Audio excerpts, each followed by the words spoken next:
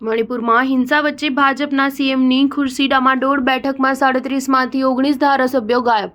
મણિપુરમાં હિંસાની આગમાં હવે ભાજપ સરકાર સળગી રહી હોય તેવું લાગી રહ્યું છે. મણિપુરમાં નોંગથોબમ બિરેનસિંહની આગેવાની હેઠળની ભાજપ સરકારની મુશ્કેલીઓ સતત વધી રહી છે. અનેક ધારાસભ્યોએ મુખ્યમંત્રીની બેઠકમાં ભાગ ન લેતા ભાજપમાં આંતરિક વિખવાદ વધી ગયો છે. મંગળવારે મુખ્યમંત્રી બિરેનસિંહની અધ્યક્ષતામાં એનડીએની બેઠકમાં ભાજપના 37માંથી 19 ધારાસભ્યોએ ભાગ લીધો ન હતો. આ ધારાસભ્યોમાં બંને સમુદાયના નેતાઓનો સમાવેશ થાય છે. અહેવાલો અનુસાર એનડીએની આ બેઠકમાં કુકી આતંકવાદીઓ સામે સંપૂર્ણ તાકાતથી કાર્યવાહી કરવાનો પ્રસ્તાવ પસાર કરવામાં આવ્યો હતો. આ આતંકવાદીઓએ જીરીબામમાં વિસ્થાપિત લોકો માટે બાંધવામાં આવેલા આશ્રયસ્થાનમાં 6 મૈતેઈ સમુદાયના લોકોની હત્યા કરી હોવાની શંકા છે. એવા અહેવાલો છે કે સીએમ સચિવાલયે 11 એનડીએ સભ્યોને બેઠકમાં ગેરહાજર રહેવા માટે નોટિસ મોકલી છે.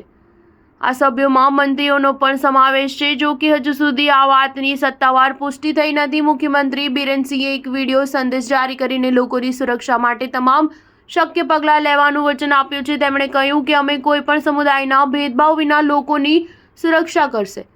આ હિંસા મામલે યોગ્ય પગલાં લેવા માટે રવિવારે બેઠક માટે ભાજપના તમામ ધારાસભ્યો અને તેના સાથી પક્ષોને પત્રો મોકલવામાં આવ્યા હતા. આના થોડા કલાકો પહેલા મેઘાલયના સીએમ કોનરાડ સંગમાની પાર્ટી એનપીપીએ એનડીએ સરકારમાંથી સમર્થન પાછું ખેંચી લીધું હતું.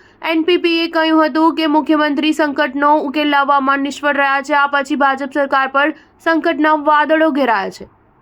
મણિપુરમાં 60 સભ્યોની વિધાનસભામાં એનડીએ 53 ધારાસભ્યોનું સમર્થન છે. આ ગઠબંધનમાં એનપીપીના 7 ધારાસભ્યો, નાગા પીપલ્સ ફ્રન્ટના 5, જેડીયુના 1 અને 3 અપક્ષ ધારાસભ્યો સામેલ છે, જેમાંથી 1 કુકી સમુદાયનો છે.